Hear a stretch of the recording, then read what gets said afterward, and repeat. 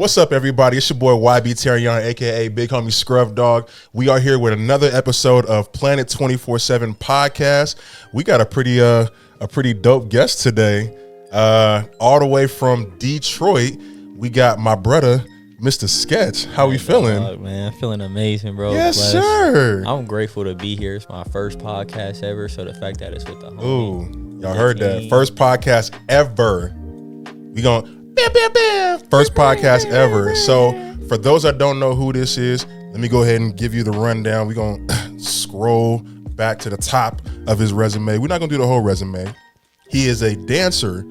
He is a graphic designer. Really good one, by the way. Y'all listen, if you need graphics, holla at the bro.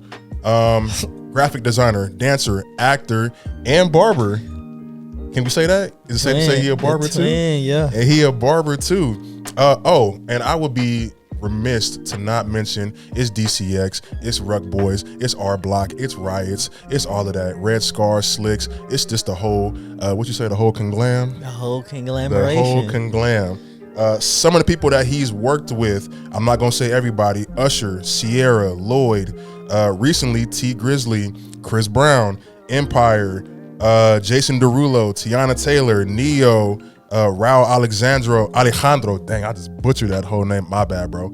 How you say it? Raul Alejandro. Yeah. Ooh. Yeah, that man. And a lot more. I know, right? I got it. My whole Puerto Rican side is terrible right now. They're like, say it right, mijo. My bad. So let's get to it, man. How are you feeling? Like I said, man, I'm blessed to be here. I'm grateful that even with this first podcast that I'm able to do it with family, you know what I mean, and to be invited into your home, like, I genuinely appreciate this. So, man, it's my pleasure. I thank you for setting up time to even do this, because as I just read, you're pretty busy. Tight. Exactly. We about to go on tour right now. Actually, like I said, you don't got to hold back, man. Be you. You know what I'm saying? So, but yeah, man. So the question that everybody wants to know, how did we get here to being the dancer? How did we get here? Was dancing always what you wanted to do? I think ultimately that, like, I've always been a mover. Like, I never knew the lanes that dance could put you in. You know what I mean? Like, so being that I was unaware of really a dance community, like, I just thought that I would watch like music videos back home, like, you know, the carpet conglams when you just in the living room with your family, you know what I mean, you're watching a Usher or Missy Elliott, you know, like, those are moments for me where I was like, I would take those and then put them in, like, you know, school talent shows, like, and things of that nature. Oh, you was out there stealing the sauce. I was biting. He said I was biting. For those that don't know what that means, is when you take somebody's dance moves and use it as your own. That's what that is. Art form in general, any art form. You're right. Any art form, for real. It's funny you bring that up, man. So I've kind of been just fascinated with dance overall. One of my earliest memories of dance, I had this DVD. It was a choreographer. He's now an actor now, and he was choreographing for NSYNC. Britney Spears, Christina Aguilera. It was a DVD showing you step by step. I never forget. I learned the NSYNC Bye Bye Bye choreo. Yeah. See, those are things like I never knew existed. I never they out there, and I was out there filming myself. I hope that video never comes to the surface ever. I'll find it. Nah, we ain't got it, and I'll release it. So. Before we started rolling, you had mentioned that you were doing like some IT stuff, or you was doing like working at restaurants and stuff like that. Yeah. So pretty much like, as like that kid who was like watching these artists on TV, I never thought I would be able to meet these people. So I never had any like high expectations or goals really set to become a dancer. But I met this friend of mine. He's like a best friend of mine. His name is Sawyer Clark, and he when I met him around like 4th or 5th grade, we really got into a lot of like computer graphics, or more so like physics. So working with physics and gaming. So like, you know, like when they introduced Endorphin, which is like a software used for like if Nico Bellic in Grand Theft Auto 4 was to get hit by a car. Like, how would his body respond? Like ragdoll effects and like, gotcha. Like if I was to like grab a cup, can you feel or see the weight of that character pulling up a cup? So like those are like programs we were working with at the time. So wow. Yeah. So I really was active into that, what kind of ultimately led me into, you know, graphic design itself, you know, over time. But that was like, so graphics was your first go-to. Honestly, bro, I'm just a creative. So like I wasn't afraid to, honestly, drawing was, my dad like has like this photogenic or what a photographic memory. So like he can look at something and immediately like just paint it or draw it. Really? You know what I mean? Yeah. And my grandfather is also amazing. Like he's like, what's buddy name? Bob who? Bob, is it Bob Hope? That's not his name. Buddy used to be on the, he be like talking in a real silly voice. It's Bob voice, something. just painting. What's his name? See, now it's gonna bother mountains me. And sunsets. Bob Hope is he Wheel of Fortune? It's Bob. Good looking. It's Bob something. Yeah, but my people are really like talented with like drawing and painting. So that was like my lane to really kind of like, I just always wanted to impress my dad. Yeah. Like, so like if dancing was it, I would do that. If drawing was it, I'd do that. Bob Ross. Ross man. Yes, sir. The Ross man. Right. Yes, sir. Bob's Burger. It's Bob something. I'm screaming.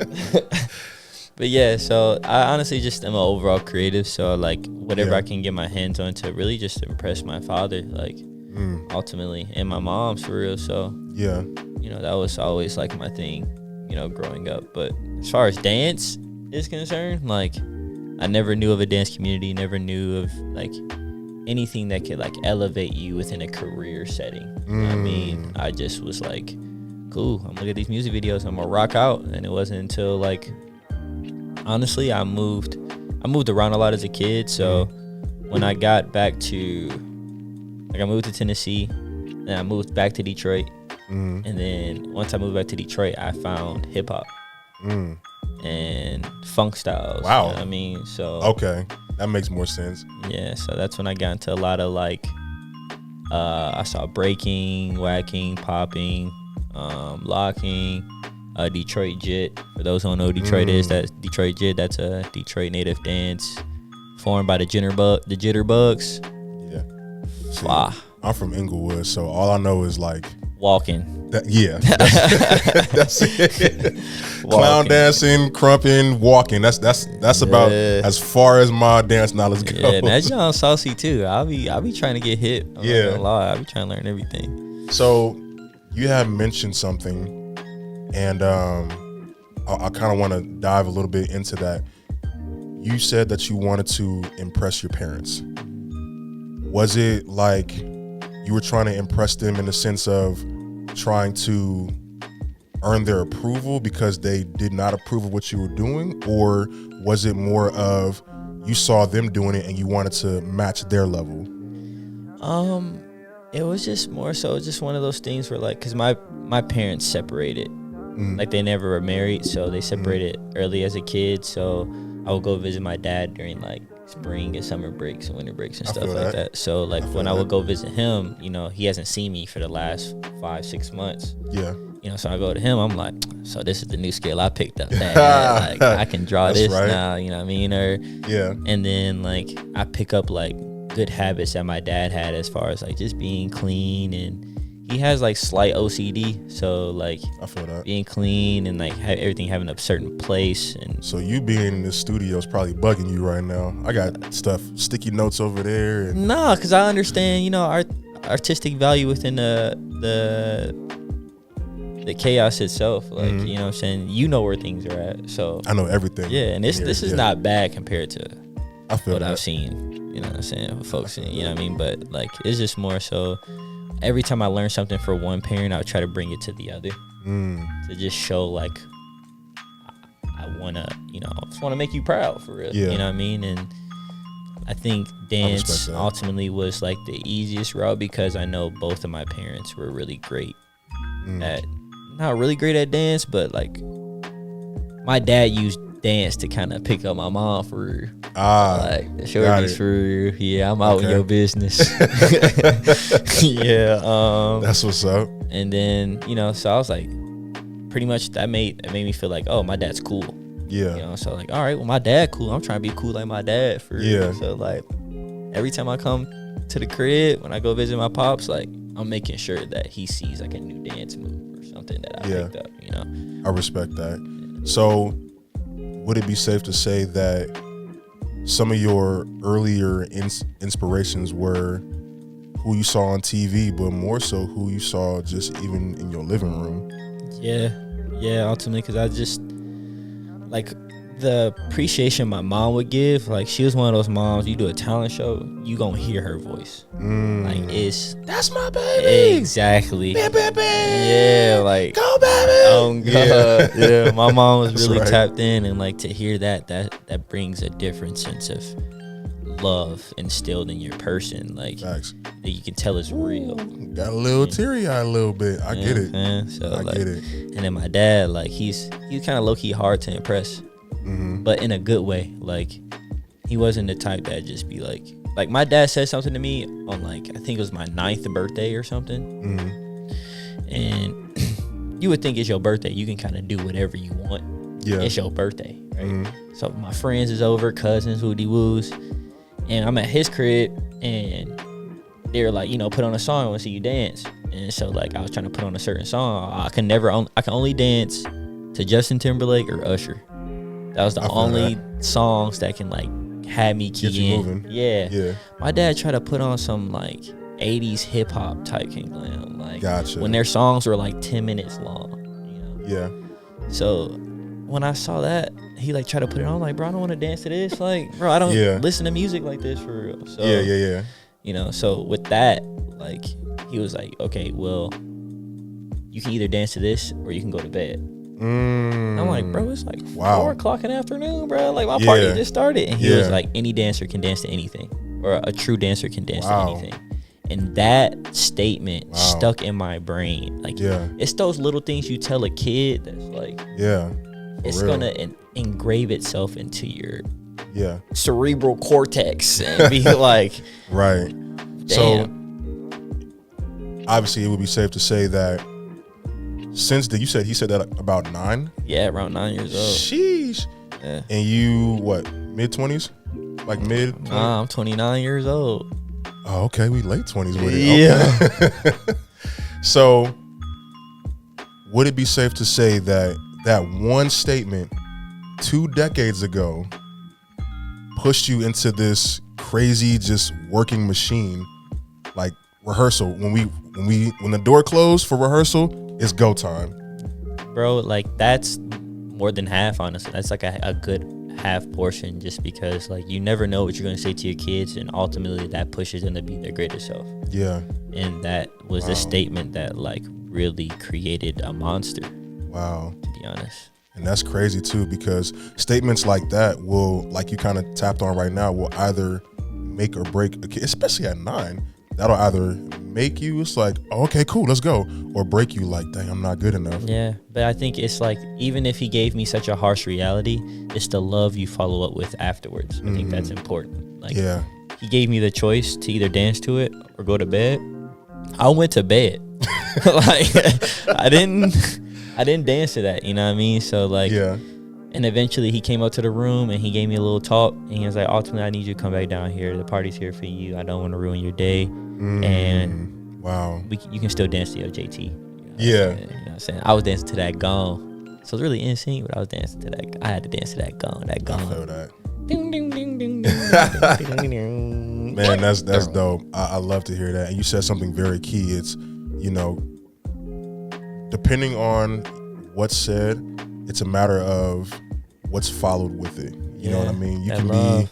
You know what I'm saying? So if you got that love, tough love. Exactly. You know that tough love is what we need. But we're gonna take a quick break. We're gonna pause, and then we'll be back with more Planet 24/7 podcast with the homie, Mr. Skvtch. So we'll be right back. We're not the same. We're not the same. What's up, y'all? We back. My guest Sketch is still here. Why? With the face. Why? You like Krabby Patties, don't you, Squidward? I love Krabby Patties. We're back. This is still Planet 24/7 podcast.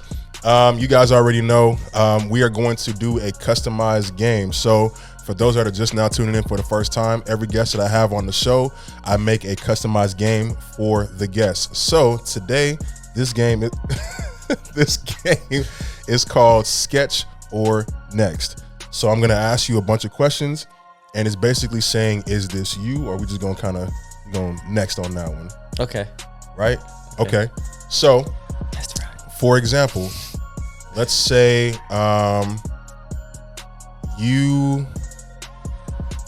drinking. Pause. This sounds off already. You drinking. Okay, here we go. You preferring hot drinks over cold. Is that sketch or is that next? You preferring hot drinks over cold. Big old next, boy. Next? Yeah. Really? Yeah, I love cold drinks. You drinks. like cold drinks? Yes. Okay, maybe I'm thinking about it from an artist perspective. Your vocal cords have to be kind of warmed up. Don't need it. Really? Don't need it. Like I love hot tea. You know what I'm saying? I don't drink coffee. So it's just like most of the time I'm drinking water. But it's like wait. Why you put so much emphasis on the water? Because people don't be drinking water out here. Folks don't drink water out here. High quality H2O. High quality H2O. Yeah, you know what I'm saying? You know, Okay. energy drinks, you know what I mean? Like your pre-workout, like yeah. Cold. I can't do it. Or room temp. So, well, that's okay. Yeah, so would that be considered hot or cold? Oh, now you're gonna ask, is water wet type question? That's crazy. Do you sweat in a hot shower? And here we go. Here we go. All right. So to the real questions, that was still a good question though. Good answer. It's so weird to hear people actually prefer cold drinks over hot. You know what I'm saying? Like this morning, shout out to Mike and Chelsea. They gave me, what was it? Raspberry leaf tea. So fire. And man, delicious. And once the tea was doing what it was doing, the whole drive down there, I'm singing, hitting all these high notes and stuff like that. Like, man, some more tea. I don't need to sing. I don't need to rap. So, nah, that's crazy. Yeah, that's crazy. You just gonna get what you get. Oh, here we go. All right, here we go. Is this sketch or is this next? Waking up early. Well, I don't sleep, so that's probably a next, right? I would say next. Yeah, because if I'm usually I don't wake up early. I'm up early because I've been up for the past 24 plus hours. Yeah, I can't do that no more. Yeah, my body don't function the same anymore. Yeah, it don't for me either. But somehow it be conglamming. So what do you? Okay, so you're in rehearsal for 1 million hours a day. After that, I'm sure you in meetings for, graphic designing and, what's the next move or what's the next play or whatever. Mm-hmm. When all that's done, you still got 6-7 hours left. What the heck you doing? No, I don't. So like I go into rehearsal around like between 12 or 2. Okay. And get out of there either at 8 or 10. And then I go to like a session and then I go into my meetings and I still have to edit. And before you know it, it is time to do it all over again. 2 a.m. That's wild. You know what I mean? Like yesterday, I went to an 8-hour rehearsal. And I was up for like 32 hours before going to an 8-hour rehearsal.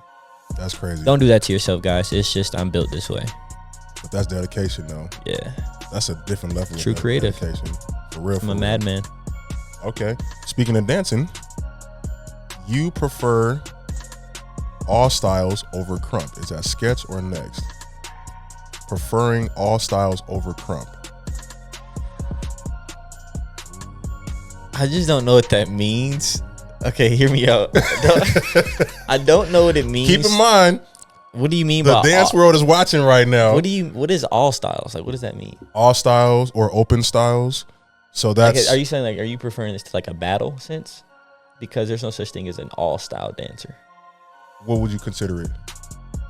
Like that's people don't like. There's no such thing as all. That's not a style. Like a style So is like crump. would you rather me pick a specific dance style? Like if you're like all styles battles or all style crump, then I can answer that. Or crump or all styles. Like, well, let's go with that then. Yeah. So which one would you pick? So I would prefer a crump battle over all style battle, because crump battles, at least I know what music, like I know like we're gonna get some fire music. All style battles, they be playing some wilds, and they be playing the same Annie up, break your neck, something like, Missy Elliott. It's the same King Lambs, and I'm like, bro, there's so many amazing. Why not play YB at the all style battle? Yeah, I appreciate that. You produce too. Oh, listen, we gonna get to that. We gonna get to that because you produce too. Yes, you do. You make beats too. He over here pretending like he don't, and he does. I actually have one of his beats, so that's another conversation. So, yeah, we gonna talk about it. Okay. After a long work week, your idea of R&R is chilling at home. Is that sketch or is that next? That's a super sketch. Okay. That's a soup, bro. Like dealing with so many energies throughout my time, like the only energy after that I want to deal with is my own. And I have to center myself, you know what I mean? Because I got to go right back into doing that. So, like, if you don't take time for yourself, bro, and pouring love into yourself, like, you're not ready for the outside world, for real. And before you know it, it's going to ruin you. I feel that. I respect that. You heard that. Take time for yourself. Love yourself, guys. Love yourself. Pour into yourself. Okay. Look, he's going to break character in a second. Watch this. LA over Detroit. Is that sketch or is it? I knew it. Is that sketch or is that next? LA over Detroit. Not gonna lie. That's sketch. Really? Yeah. I was not expecting that. I swear you. Whoa. Look, I was not expecting that. I'm thinking about, like, if I had to live in either places, I'm living in LA. Like, really? There's bro, like, no one's going out there to look for talent in Detroit. Nobody. Okay, I can respect that. At least in my field of work, no one's going to, like, Beyonce not about to pull up to North Detroit to find a dancer. I feel that. Like, I feel that. Unless, you know what I'm saying, she really tapped in. Like, if you really tapped in, I can understand that. But most people who made it out of Detroit, you know what I'm saying, they went elsewhere. But they're from Detroit. So people are like, oh, they got on in Detroit. Nah. They left. You know what I'm saying? Good old Marshall Mathers. Boy was in L.A. Nah. You know wow, so, I was not expecting that. Yeah, we need to make like the exploding emoji pop up right here. Bro. I was not expecting. I swear, I thought you was Detroit to the soil. I am for sure. Like, I will rep my city no matter what. Like, this is the first time probably anybody on camera is gonna see that it's not a Detroit cat. But I got it in the bag in the car. Like, I believe that. Yeah. So like, but you know what I'm saying? Crazy. We grow up eventually, guys. Grow up. Okay.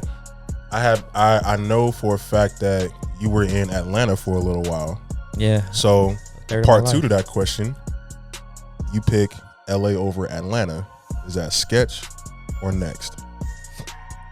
Jesus. Ooh, I think I got him.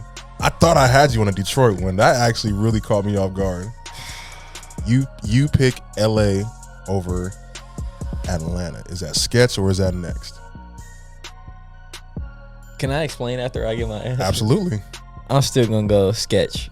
Really? Yeah, it's still LA. Yeah, like I said, it's wow. Like, Atlanta's like, and don't hurt me, my A peeps, but like the way I move in life, the A is like, I'm not gonna say downgraded version, but it's like a slower paced version of That's not a shot. Everything in the South is typically slower. That's not a shot. Yeah, but what I love about Atlanta, if anything, is like 1, the food. Facts. 2, the nature. Facts. Like, I have to leave LA to get nature. Yeah. You know what I mean? So when you say LA, I think about, like, all I see is concrete everywhere around me. No pun intended. And if you know, you know. Tight. But yeah, I'm still gonna say LA just because of my way of life, bro. Like, how I move and the life I'm living now is just gonna still hit LA.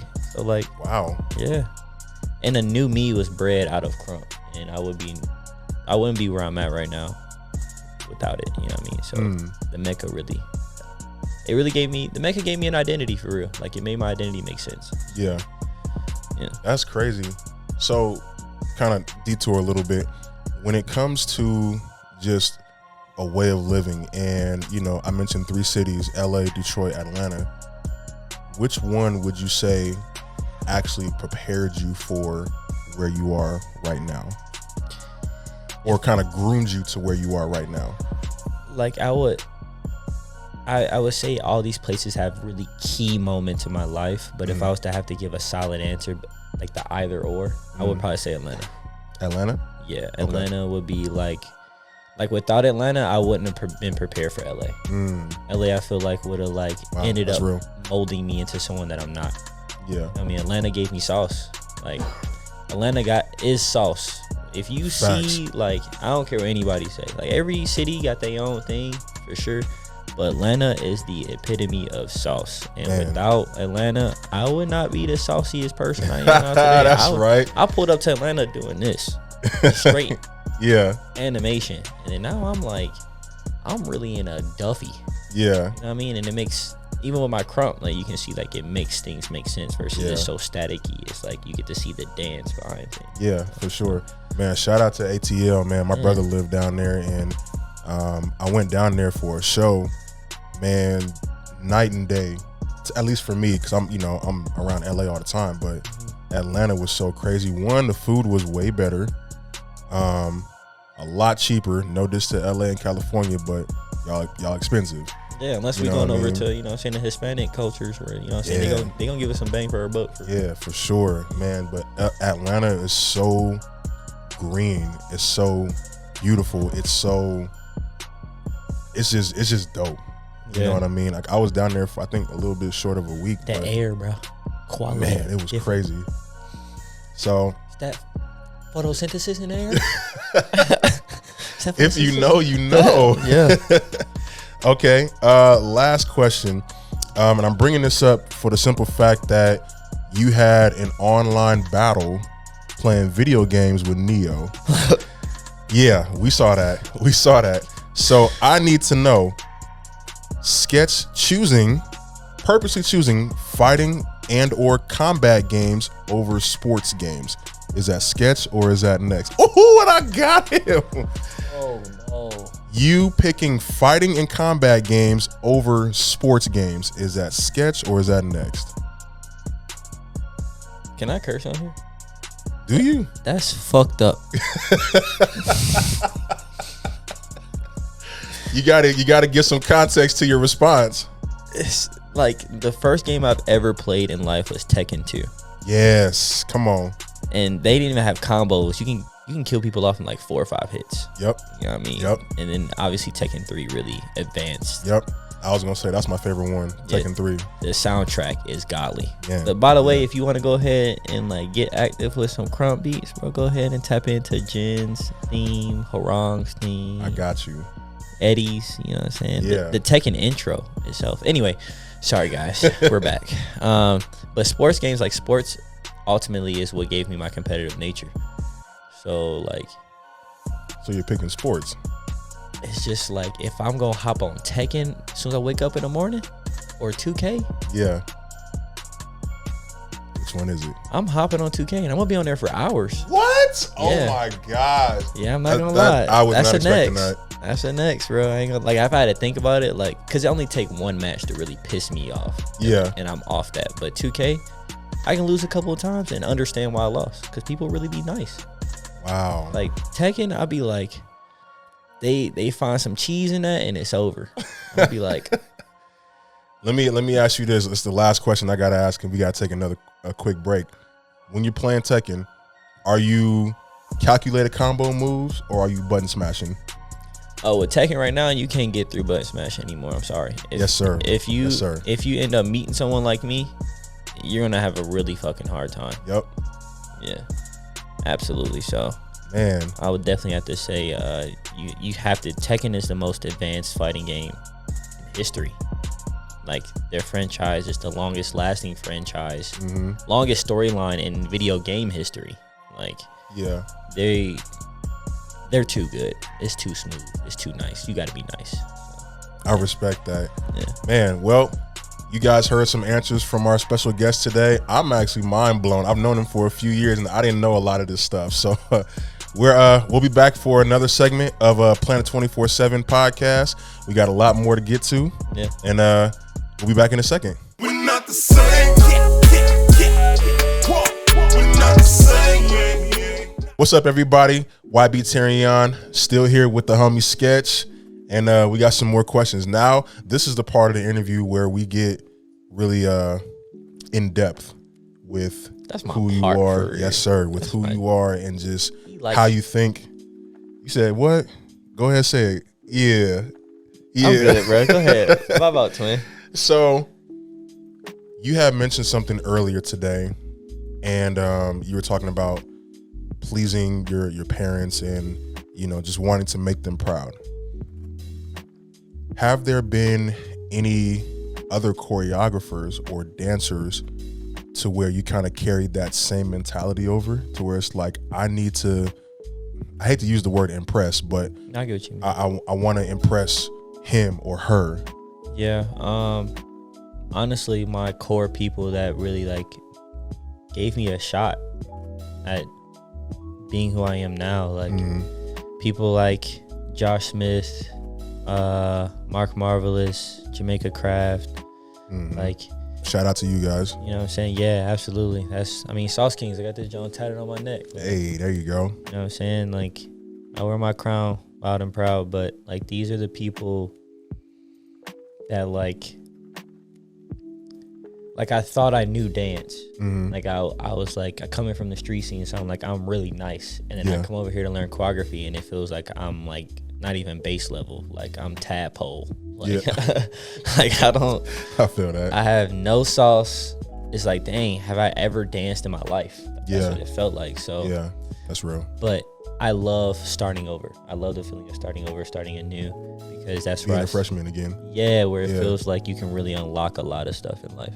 Yeah. So like with these people, like I just ultimately wanted to help them understand, like I'm not just some street guy.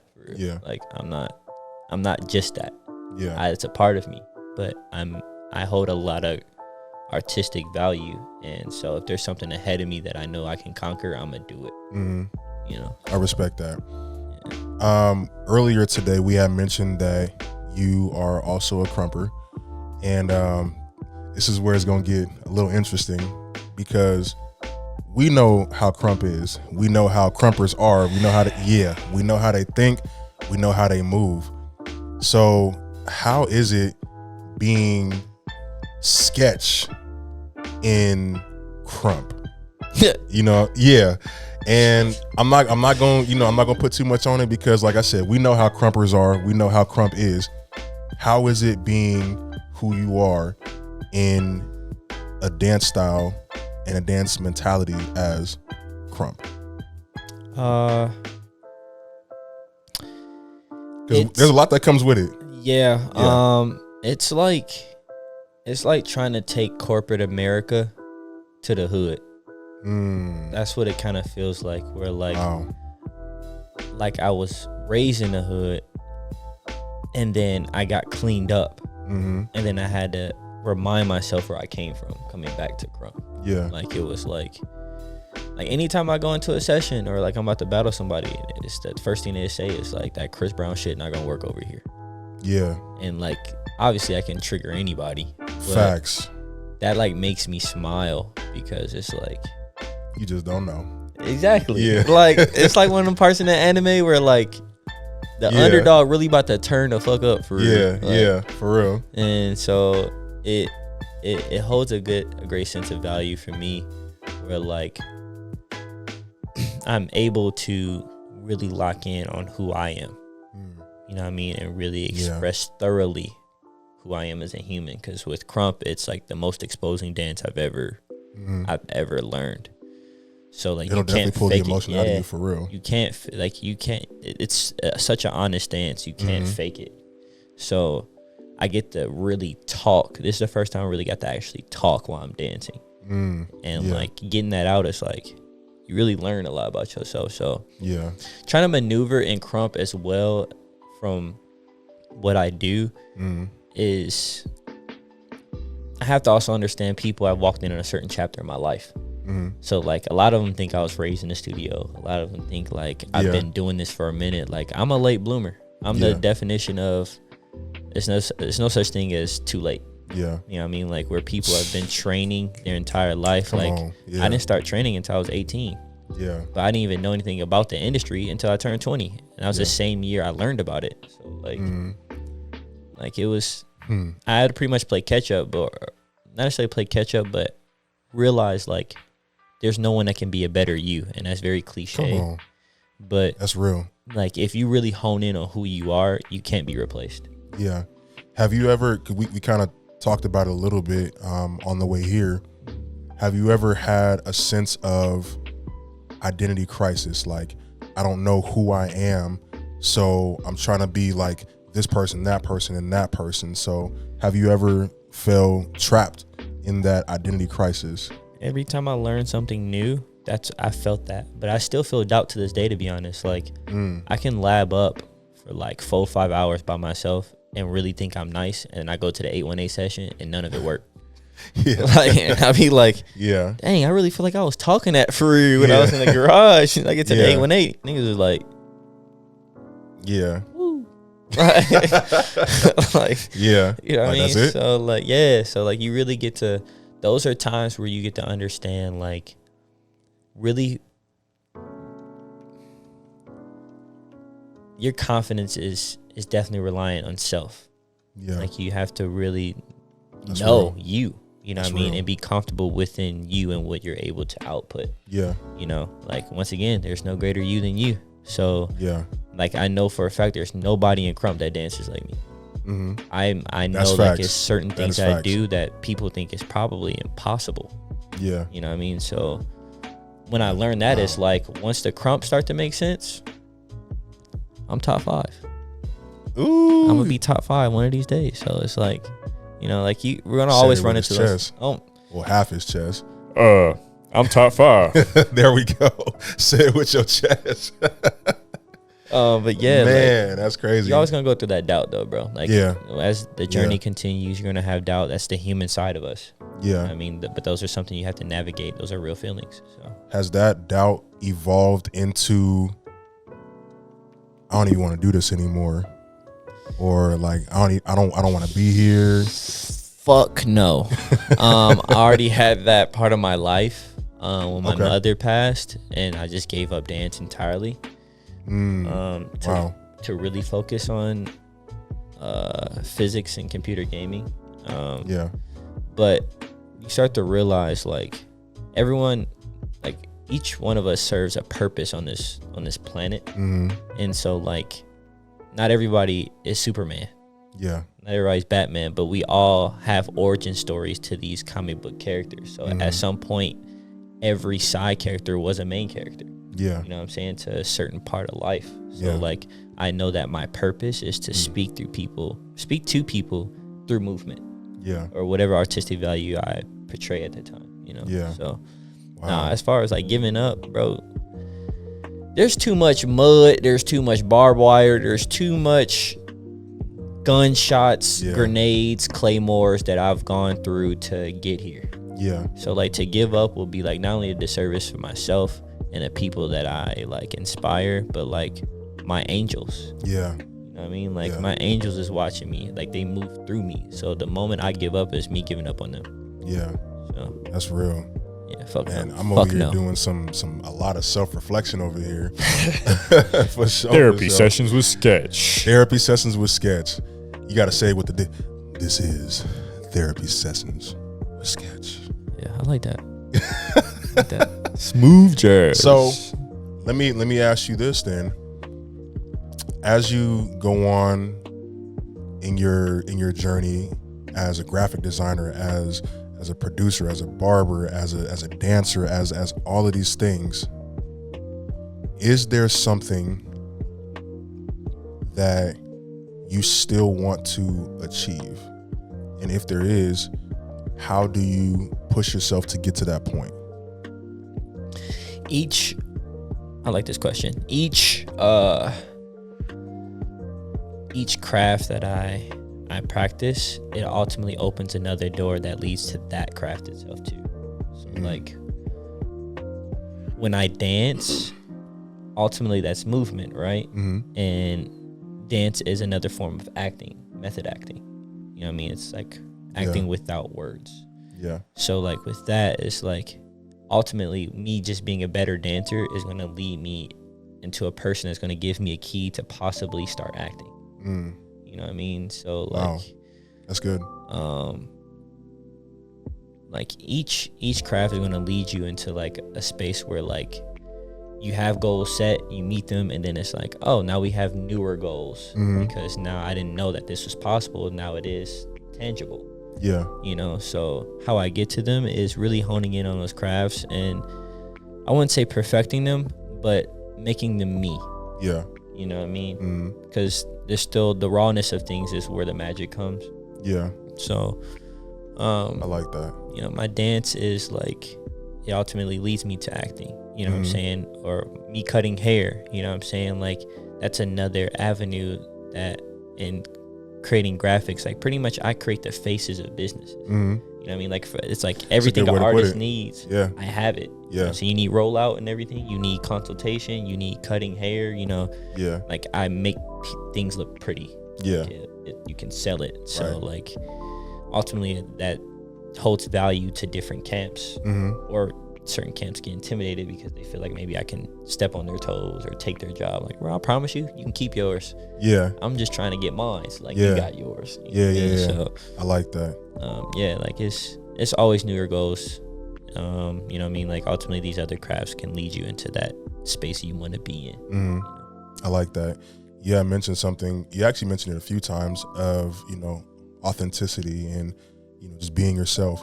How important is it to be you and not try to duplicate other people's steez? You know what I mean? I feel like it's important to understand how to adapt. So like you have to be mindful and aware of what's present and what's popular, what's trending, what people like. Because if we're sharing a craft, I don't care who you are, if you're sharing a craft, you're ultimately looking for a sense of affirmation. Otherwise you keep it to yourself. Facts. That's real. No. That's the truth. You keep it to yourself. That's the truth. Yeah. I think that when learning to be self, like I said, you're irreplaceable. And like there'll never be another Take note on that. When you're yourself, you are irreplaceable. Yes. That's a bar. Yeah. Like, that's crazy. It's like there'll never be a Michael Jackson. There'll never be a James Brown. Ever again. There'll never be a Chris Brown. Ever you know again. What I'm saying? Like, yeah. These are people who are ultimately their person, and they're inspired by one another in some form of fashion. But ultimately, like, they took what they're inspired by and learned who they are. And then now you have this entity that's bigger than life. Yeah. You know, so man, originality goes a long way, but you still have to be aware of what's popping, to be honest. You know what I'm saying? Yeah. No pun intended, Breezy. Don't get so caught up in what you're good at that you can't adapt and evolve. And so, bro, you have to also learn how to fit in. Yeah. Like, people are like, oh, no, I can just be myself. Like, yeah, but you can be yourself and learn how to adapt. And, like, to fit in is ultimately learning the community or the species you're around. Yep. To maneuver your person in that space. Yeah. You know what I mean? So, absolutely. Yeah. This is my last question. If you can give any piece of advice to the next generation of sketch, because honestly there's people everywhere, and I run into people like this all the time, to where they either stop doing what they want to do because of work or family or doubt or skill level or whatever. What piece of advice would you give to that person that's on the brink of giving up? Your purpose. Like, ultimately believe in, identify, understand, assess, and learn to live through your purpose, and make sure your purpose probably isn't tangible, like something they can't take away. That's a bar. You know, so wow. And love, like, it's cliche, but like when you learn different forms of love and learning how to love self, like there will be moments of doubt, but you would never give up. Yeah. You would never give up. But a lot of people's purposes aren't identified. They're not solidified. So they're just kind of floating in space within the matrix versus like knowing your program within the matrix. So, yeah. It's just identify your purpose, man. Your purpose is so much stronger than anything in life. Yeah. So, yeah. I love that, man. Well, shoot, I don't even know how to come out because I'm so settled into this conversation. Like I don't even know where to go now. Hey guys, thank you so much for tuning in to Planet 24/7 Fitness. And you know what I mean? I thank you for having my dog YB on my show as my co-host. Happy to be here, man. I'll come back anytime. Yeah, bro. Just don't, though. He said just don't. That's wild. Just tell her that, John. Don't. Wow. And on that note, this has been another episode of Planet 24/7 Podcast. Once again, the homie Sketch, Red Scars, Ruck Boys, Riots, DCX, all of that stuff. Team Breezy. You know what I'm saying? We out here. Until the next episode. See you guys later. We're not the same.